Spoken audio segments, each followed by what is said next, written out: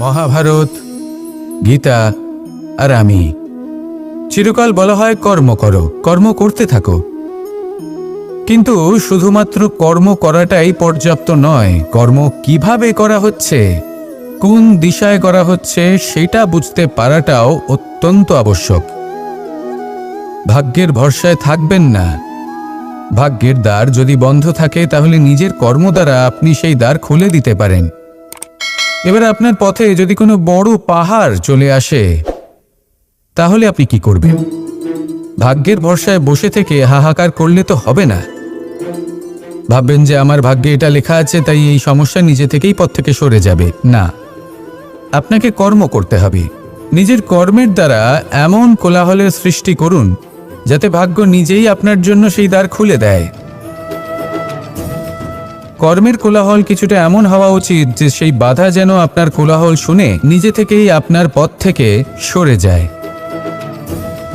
কর্ম করুন, কিন্তু এটা ভেবে কর্ম করুন যে কিভাবে আপনি কর্ম করছেন, কোন দিশাতে আপনি কর্ম করছেন।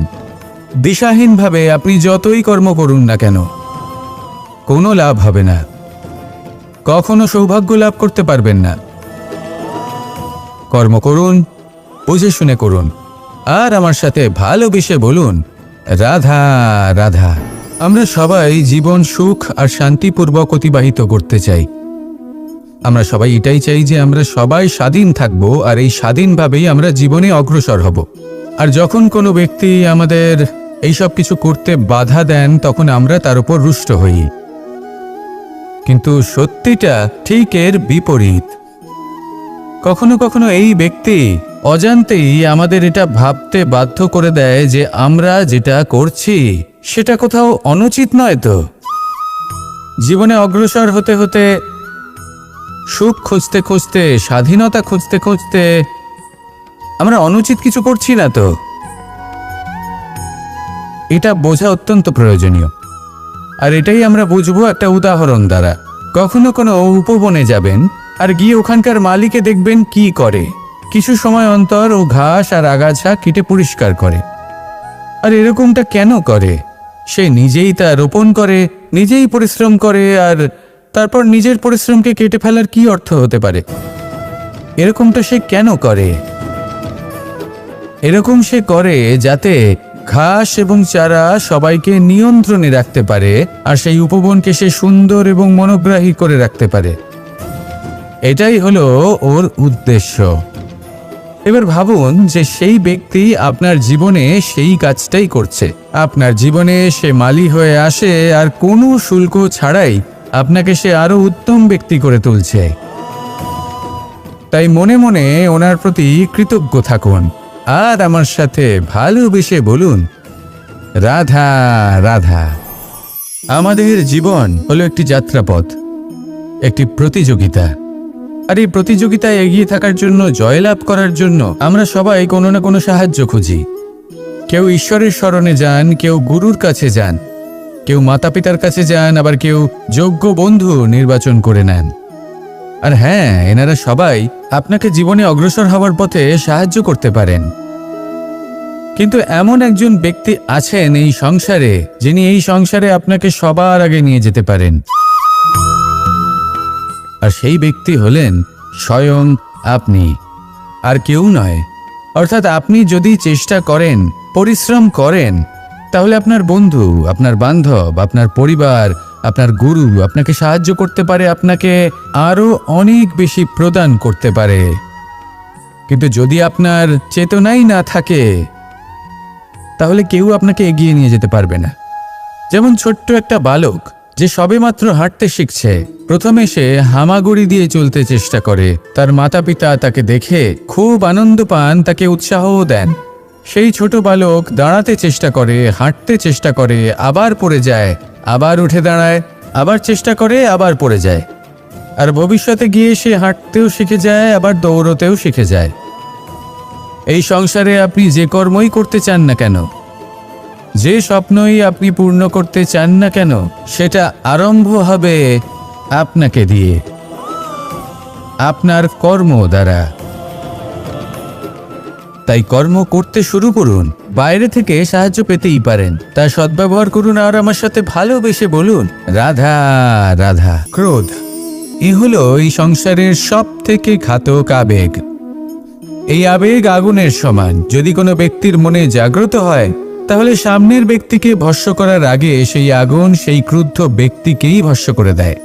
সেই জন্য এই ক্রোধকে নিজের থেকে দূরে রাখা অত্যন্ত আবশ্যক। কিন্তু তার অর্থ এটা নয় যে সেই রাগের কোনো মূল্য নেই। আগে হ্যাঁ, কখনো কখনো জীবনে এই ক্রোধের বহিঃপ্রকাশ অত্যন্ত প্রয়োজনীয়। যেমন একজন ব্যক্তি, তিনি অপরাধ করেই চলেছেন, আপনি তাকে সুযোগ দিচ্ছেন কিন্তু সে কথা শুনছেন না। সে এই বিভ্রান্তি নিয়ে জীবন অতিবাহিত করছে যে সে যেটা করছে সেটাই হলো উচিত, আর এটাই ভেবে সে অধর্মের পথে অগ্রসর হচ্ছে। এমন একটা সময় ক্রোধের বহিঃপ্রকাশ অত্যন্ত প্রয়োজনীয়। যেমন শ্রীরাম ক্রুদ্ধ হয়েছিলেন, উনি অগ্নিবাণ সাধন করেছিলেন সাগরের প্রতি, কারণ সাগর নিজের অহংকারে মত্ত হয়ে কিছুতেই শ্রীরামকে লঙ্কা পর্যন্ত পৌঁছানোর পথ খুঁজে দিচ্ছিল না। যখন শ্রীরাম ক্রুদ্ধ হলেন তখন সাগর ওনাকে পথ দেখালো। ক্রোধ প্রকাশ করুন, কিন্তু উচিত সময়, উচিত পরিস্থিতিতে, উচিত মাত্রাতে। আর কখনোই এই ক্রোধের আবেগ যেন আপনাকে নিয়ন্ত্রণ না করতে পারে। আসুন আমার সাথে ভালোবেসে বলুন রাধা রাধা। প্রত্যেক মানুষ জীবনযাপন করেন, কিন্তু প্রত্যেক মানুষ বেঁচে থাকার রসদ জোগাড় করতে পারেন না। তাহলে কি করা যায়? জীবনের রসদ কিভাবে জোগাড় করা যায়? কিভাবে আমাদের চেষ্টা করে যাওয়া উচিত? আমাদের কি করা উচিত? কিছু কাজ আছে যেগুলো আপনাদের করতে হবে। সর্বপ্রথম, জীবনে যখনই কোনো সমস্যা আসবে তখন নিরপেক্ষভাবে তার সম্মুখীন হন। তা সে যে সমস্যাই হোক, সেটা সমাধান করার জন্য আপনাকে শুভ পথ নির্বাচন করতেই হবে। তারপরে যদি আপনার হাতে কখনো ক্ষমতা আসে, সেই মুহূর্তে আরও বেশি বিনম্র থাকতে হবে। আপনি ধন অর্জন করলে তখন অহংকার জাগ্রত হতে দিলে চলবে না। আপনি যদি শক্তিশালী হয়ে ওঠেন তাও অহংকার জাগ্রত হলে চলবে না। জীবনে যখনই ক্রোধ হবে তখন নিজেকে নিয়ন্ত্রণ করুন আর ভেবে দেখুন যে যদি এই মুহূর্তে আপনি ক্রোধ দেখান তাহলে তার পরিণাম কি হবে। এর ফলে কি কিছু শুভ ঘটনা ঘটবে নাকি অশুভ কিছু ঘটবে? শুধু এই কটা কাজ নিজেদের জীবনে আত্মসাৎ করুন, জীবন যাপন অত্যন্ত সহজ হয়ে যাবে। আসুন আমার সাথে ভালোবেসে বলুন রাধা রাধা। এই সংসারে যদি আপনি শুভ কিছু অর্জন করতে চান তাহলে দুটি পথ আছে। প্রথম হলো ধর্ম আর দ্বিতীয় হলো কর্ম। কিছু ব্যক্তি এমন কথাও বলেন যে আমরা তো ধর্মের পথেই অগ্রসর ছিলাম, আমরা তো লক্ষ্যপ্রাপ্ত করতে পারলাম না, বরং আমাদের নিন্দা হলো। এবার এরকমটা ঠিক কেন হয়? এরকম এই কারণে হয় কারণ দেখতে গেলে ধর্ম সবসময় আমাদের এমন পথ দেখায় যেটা আমাদের একটা শুভ লক্ষ্য প্রাপ্তিতে সাহায্য করে, কিন্তু সেই লক্ষ্যে আমাদের পৌঁছতে হবে নিজেদের কর্ম দ্বারা। যদি আপনি ধর্মের পথে অগ্রসর হয়ে থাকেন তাহলে আপনাকে কর্মও করতে হবে। যদি ধর্মের পথে চলেন কিন্তু কর্ম না করেন তাহলে লক্ষ্যপ্রাপ্তি হবে না। ঠিক সেইভাবেই যদি আপনি কর্ম করতে থাকেন কিন্তু ধর্মের পথে না চলেন তাও লক্ষ্যপ্রাপ্তি হবে না। মনে রাখবেন যে ধর্ম এবং কর্ম হলো একটি মুদ্রার দুই পিঠের সমান। এদের নিজের জীবনে আত্মসাৎ করুন এবং অগ্রসর হন। এই সংসারের প্রত্যেক লক্ষ্য আপনার হবে। আসুন আমার সাথে ভালোবেসে বলুন রাধা রাধা। আমরা সবাই জীবনে কামনা করি। কেউ ধন সম্পত্তির কামনা করি, কেউ ভালোবাসার, কেউ বন্ধুদের, কেউ নাম খ্যাতি আদি ইত্যাদি। এগুলো লাভ করার জন্য আমরা চেষ্টা করতে থাকি, পরিশ্রম করতে থাকি, কিছু সময় পরে অর্জনও করে ফেলি। কিন্তু সবকিছু অর্জন করার কিছু সময় পরে এরা রুষ্ট হয়ে যান, আমাদের থেকে দূরে চলে যান বা আমাদের থেকে কেড়ে নেওয়া হয়। এমনটা কেন হয়? এমনটা এই কারণে হয় কারণ মানুষের একটা দুর্বলতা আছে।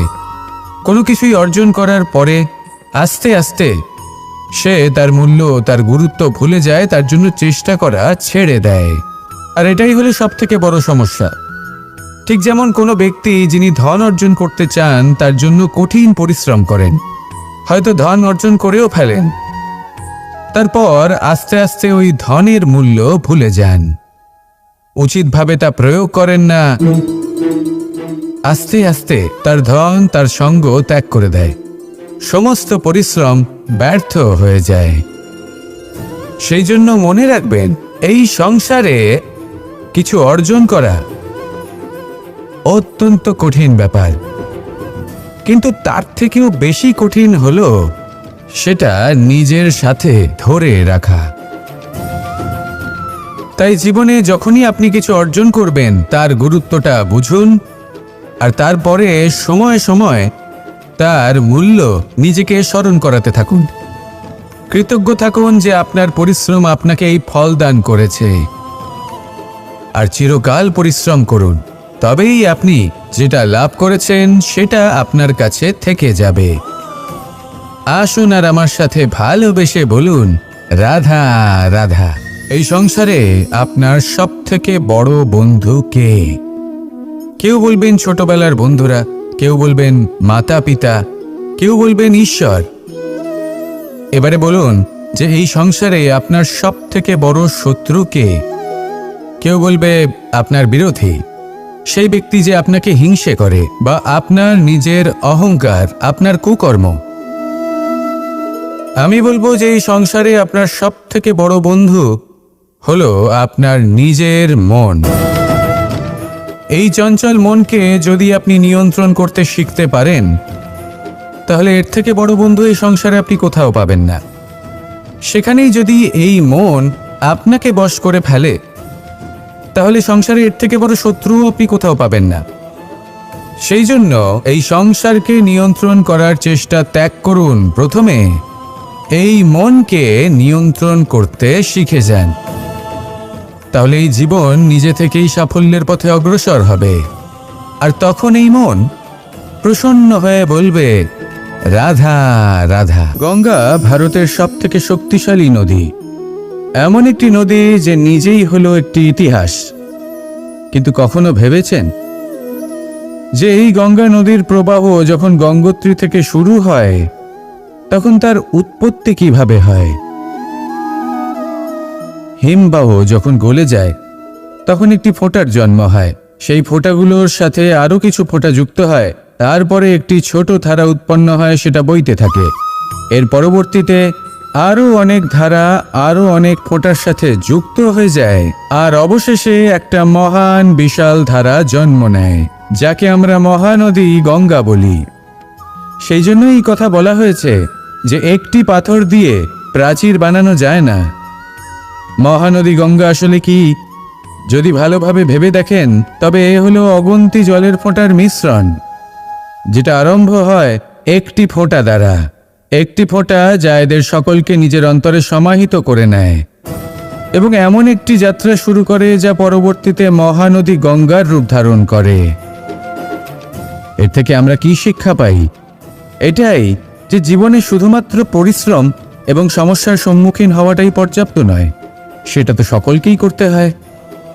প্রয়োজন হলো সারল্য।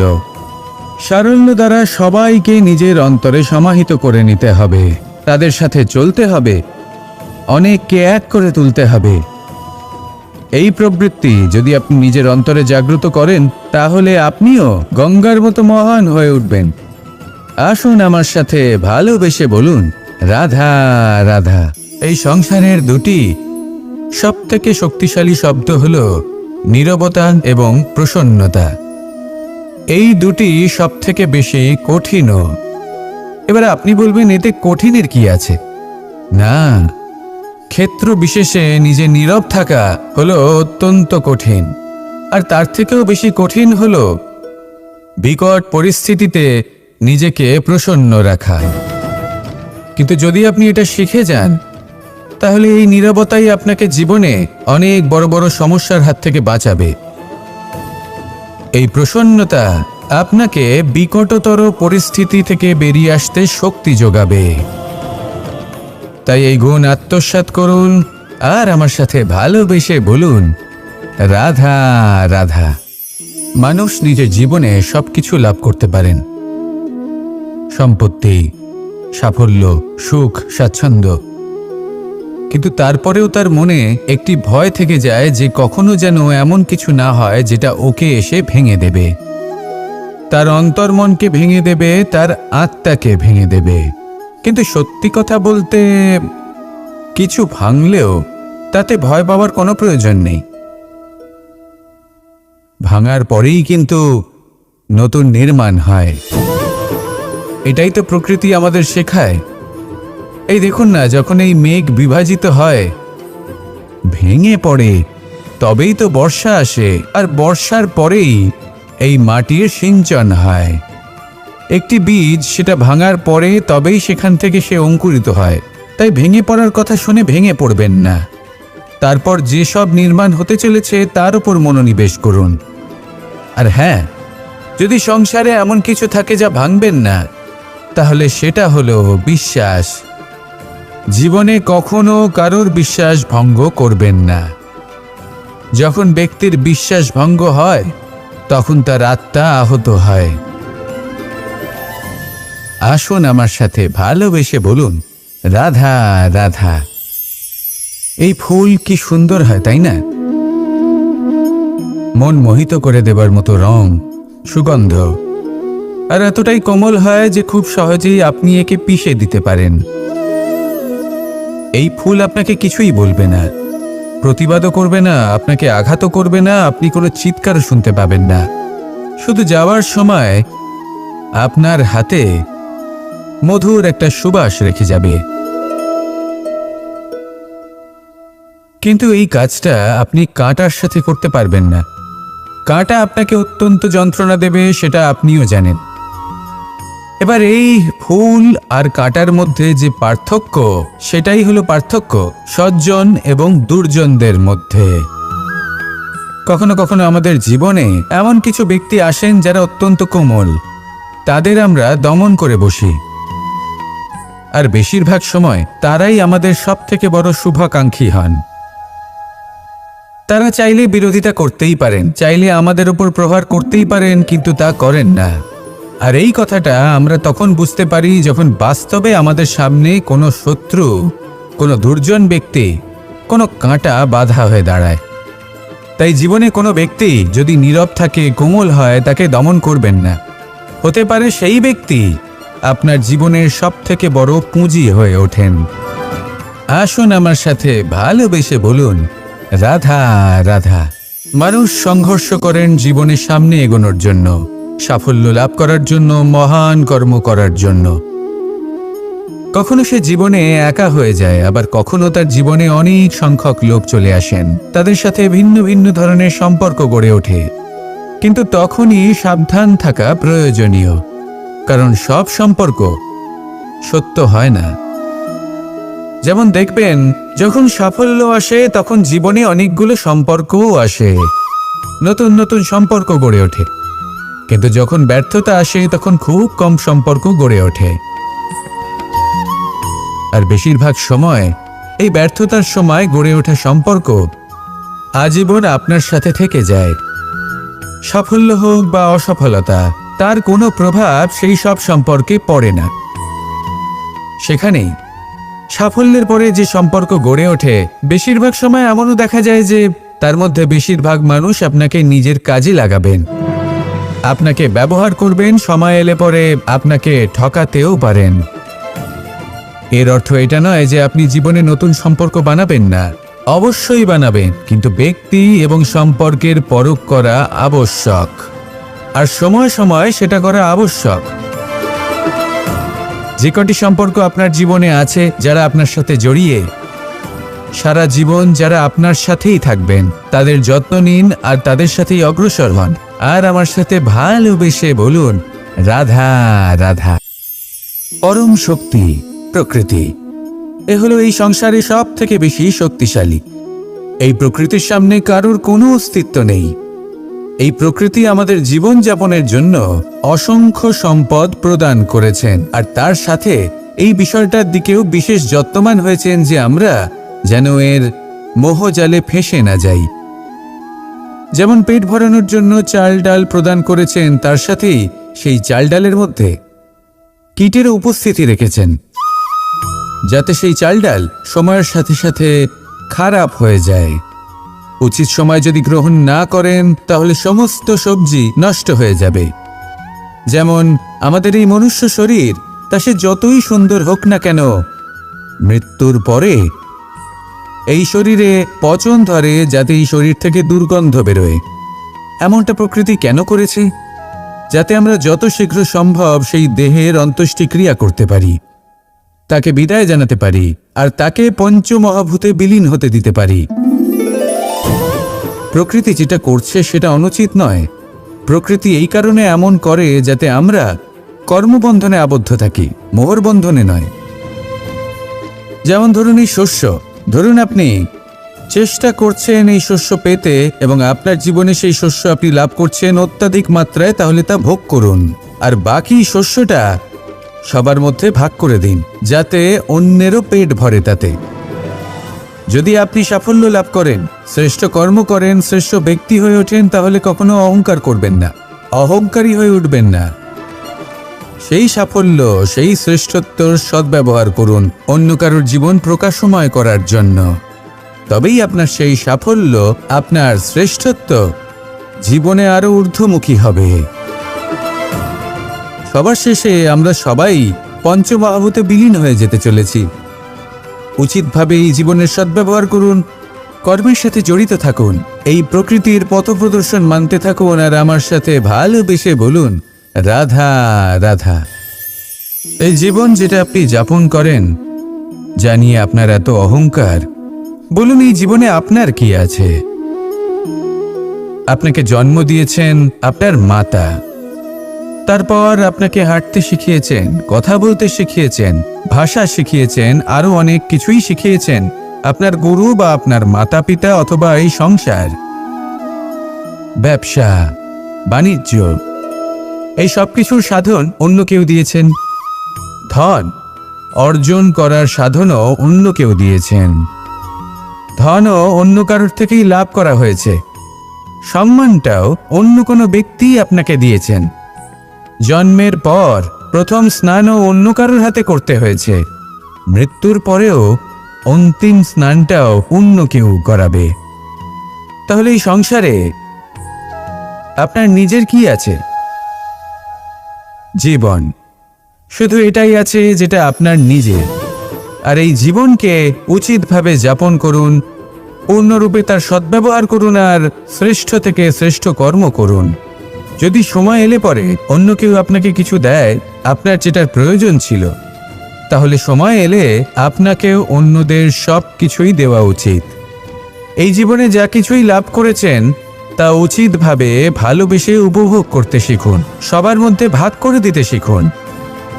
মনে রাখবেন, এই সংসারে এমন কিছুই নেই যা আপনার আর চিরকাল আপনার কাছেই থাকবে। আসুন আর আমার সাথে ভালোবেসে বলুন রাধা রাধা। এই সংসারে এক, এই সংখ্যাটি অত্যন্ত শক্তিশালী।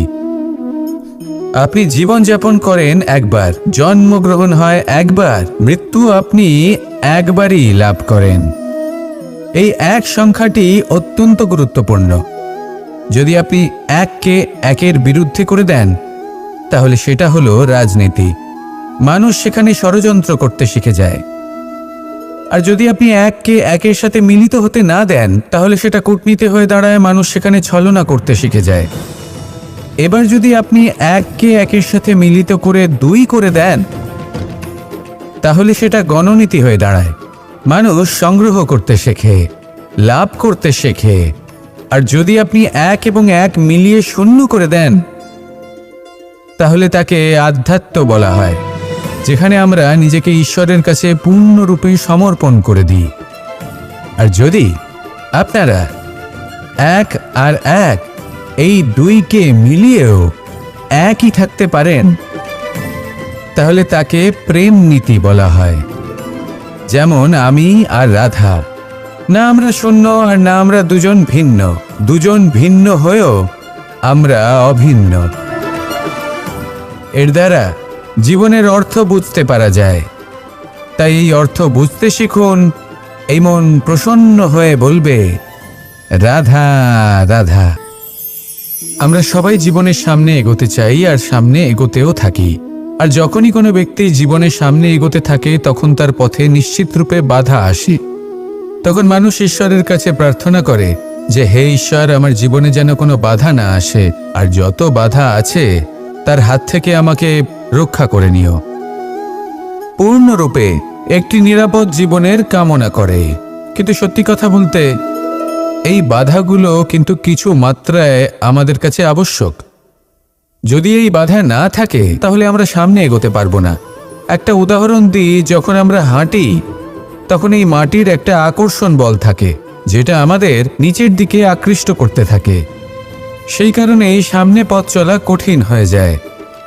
কিন্তু এই আকর্ষণ বলের কারণেই আমরা সামনে অগ্রসর হতে পারি, কারণ এই আকর্ষণ বল আমাদের ধরে রেখে দেয়। তার জন্যই আমরা মাটির ওপর টিকে থাকতে পারি। যদি আকর্ষণ বল না থাকে তাহলে আমরা ভারসাম্য হারিয়ে ফেলবো, আর ভারসাম্য হারালে এগিয়ে চলা অসম্ভব হয়ে যাবে। সেই জন্য কখনো জীবনে পূর্ণরূপে নিরাপদ জীবনের কামনা করবেন না। এই যে বাধাগুলো আসে তা কোনো না কোনো কারণে আসে। এটা কেন আসছে সেটা বুঝুন, এদের স্বাগত জানান।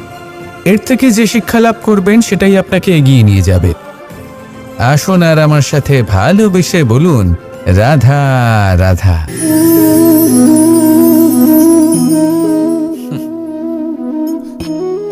এই স্মৃতিগুলি কি অসম্ভব মূল্যবান, তাই না?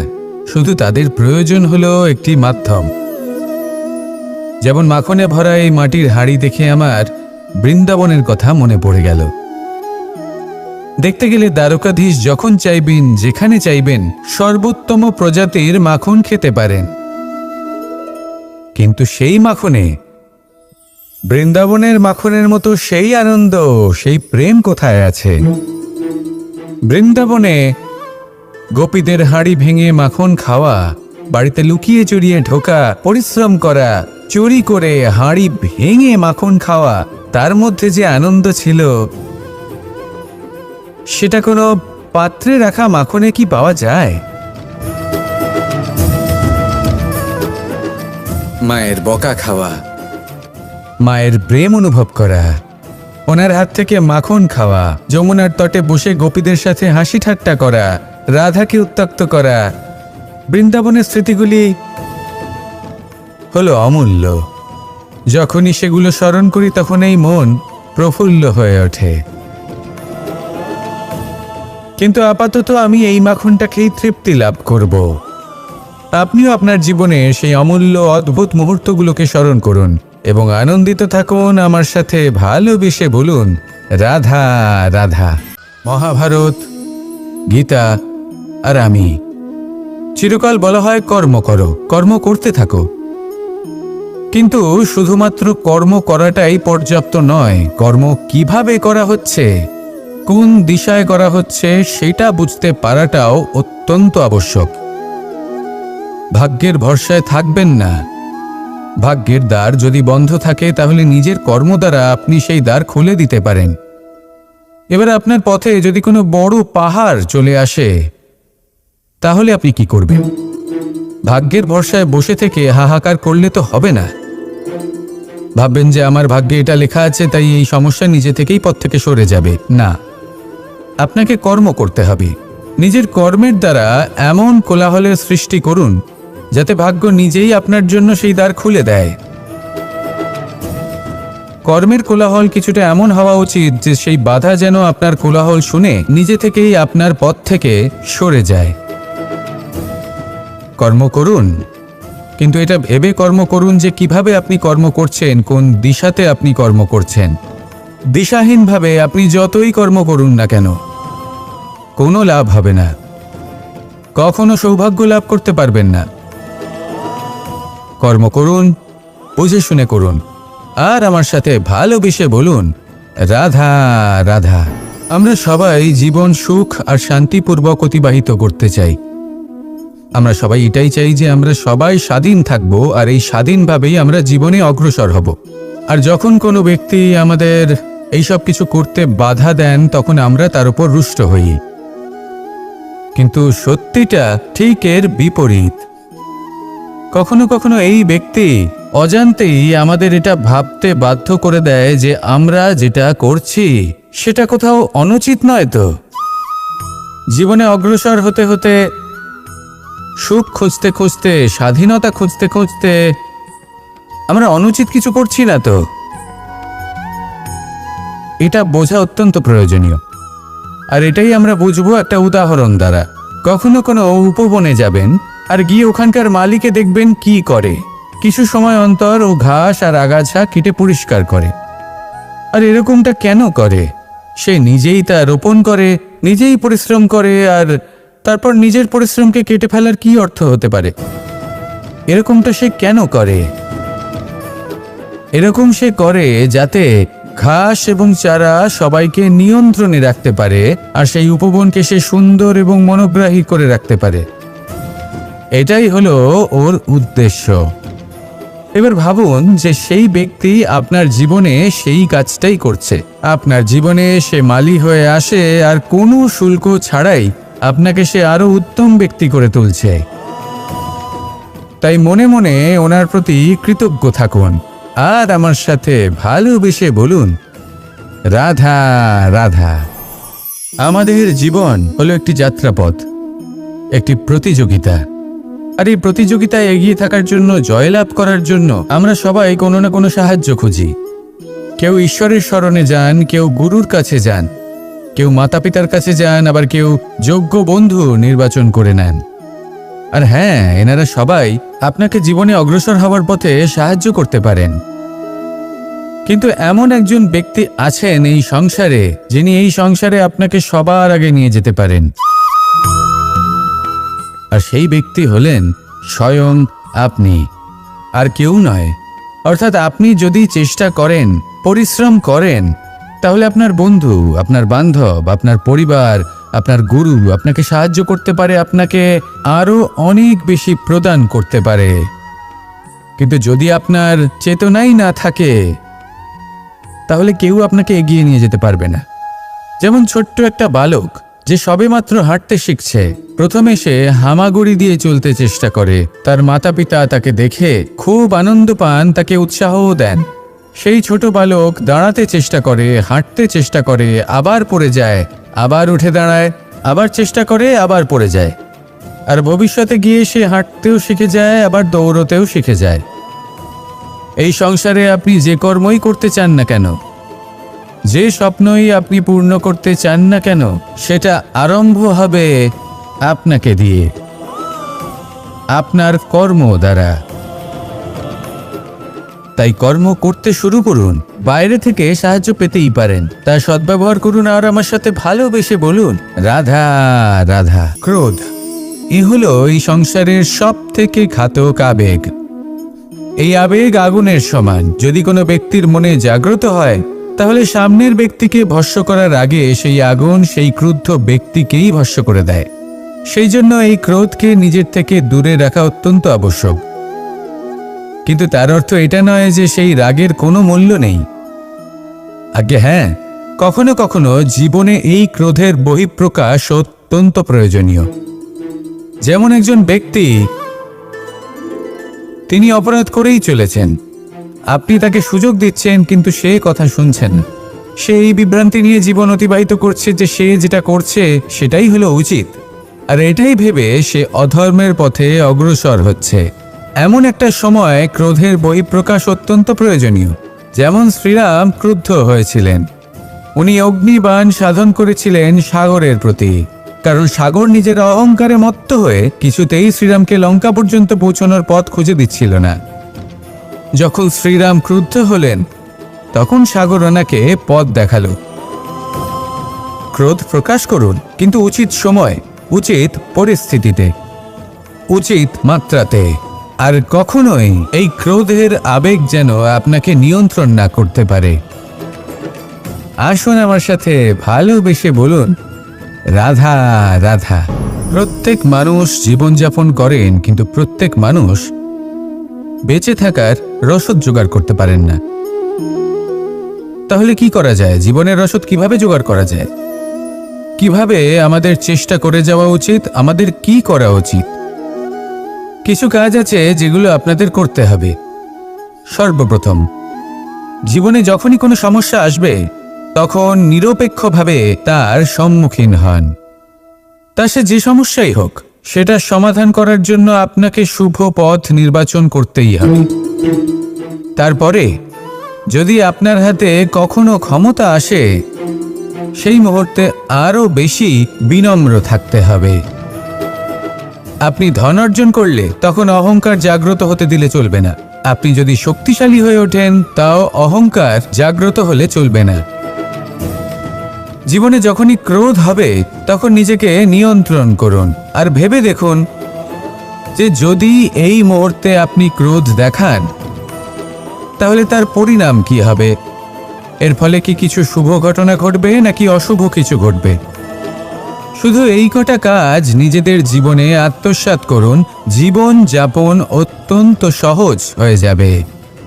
আসুন আমার সাথে ভালোবেসে বলুন, রাধা রাধা। এই সংসারে যদি আপনি শুভ কিছু অর্জন করতে চান, তাহলে দুটি পথ আছে। প্রথম হলো ধর্ম আর দ্বিতীয় হলো কর্ম। কিছু ব্যক্তি এমন কথাও বলেন যে আমরা তো ধর্মের পথেই অগ্রসর ছিলাম, আমরা তো লক্ষ্যপ্রাপ্ত করতে পারলাম না, বরং আমাদের নিন্দা হলো। এবার এরকমটা ঠিক কেন হয়? এরকম এই কারণে হয় কারণ দেখতে গেলে ধর্ম সবসময় আমাদের এমন পথ দেখায় যেটা আমাদের একটা শুভ লক্ষ্য প্রাপ্তিতে সাহায্য করে, কিন্তু সেই লক্ষ্যে আমাদের পৌঁছতে হবে নিজেদের কর্ম দ্বারা। যদি আপনি ধর্মের পথে অগ্রসর হয়ে থাকেন, তাহলে আপনাকে কর্মও করতে হবে। যদি ধর্মের পথে চলেন কিন্তু কর্ম না করেন, তাহলে লক্ষ্য প্রাপ্তি হবে না। ঠিক সেইভাবেই যদি আপনি কর্ম করতে থাকেন কিন্তু ধর্মের পথে না চলেন, তাও লক্ষ্য প্রাপ্তি হবে না। মনে রাখবেন যে ধর্ম এবং কর্ম হলো একটি মুদ্রার দুই পিঠের সমান। এদের নিজের জীবনে আত্মসাৎ করুন এবং অগ্রসর হন। এই সংসারের প্রত্যেক লক্ষ্য আপনার হবে। আসুন আমার সাথে ভালোবেসে বলুন, রাধা রাধা। আমরা সবাই জীবনে কামনা করি। কেউ ধন সম্পত্তির কামনা করি, কেউ ভালোবাসার, কেউ বন্ধুদের, কেউ নাম খ্যাতি আদি ইত্যাদি। এগুলো লাভ করার জন্য আমরা চেষ্টা করতে থাকি, পরিশ্রম করতে থাকি। কিছু সময় পরে অর্জনও করে ফেলি, কিন্তু সবকিছু অর্জন করার কিছু সময় পরে এরা রুষ্ট হয়ে যান, আমাদের থেকে দূরে চলে যান বা আমাদের থেকে কেড়ে নেওয়া হয়। এমনটা কেন হয়? এমনটা এই কারণে হয় কারণ মানুষের একটা দুর্বলতা আছে। কোনো কিছুই অর্জন করার পরে আস্তে আস্তে সে তার মূল্য, তার গুরুত্ব ভুলে যায়, তার জন্য চেষ্টা করা ছেড়ে দেয়। আর এটাই হলো সবথেকে বড় সমস্যা। ঠিক যেমন কোনো ব্যক্তি যিনি ধন অর্জন করতে চান, তার জন্য কঠিন পরিশ্রম করেন, হয়তো ধন অর্জন করেও ফেলেন, তারপর আস্তে আস্তে ওই ধনের মূল্য ভুলে যান, উচিতভাবে তা প্রয়োগ করেন না, আস্তে আস্তে তার ধন, তার সঙ্গ ত্যাগ করে দেয়, সমস্ত পরিশ্রম ব্যর্থ হয়ে যায়।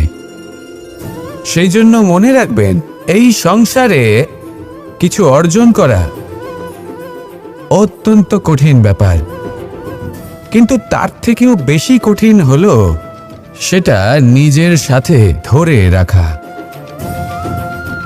তাই জীবনে যখনই আপনি কিছু অর্জন করবেন, তার গুরুত্বটা বুঝুন আর তারপরে সময় সময় তার মূল্য নিজেকে স্মরণ করাতে থাকুন। কৃতজ্ঞ থাকুন যে আপনার পরিশ্রম আপনাকে এই ফল দান করেছে, আর চিরকাল পরিশ্রম করুন, তবেই আপনি যেটা লাভ করেছেন সেটা আপনার কাছে থেকে যাবে। আসুন আর আমার সাথে ভালোবেসে বলুন, রাধা রাধা।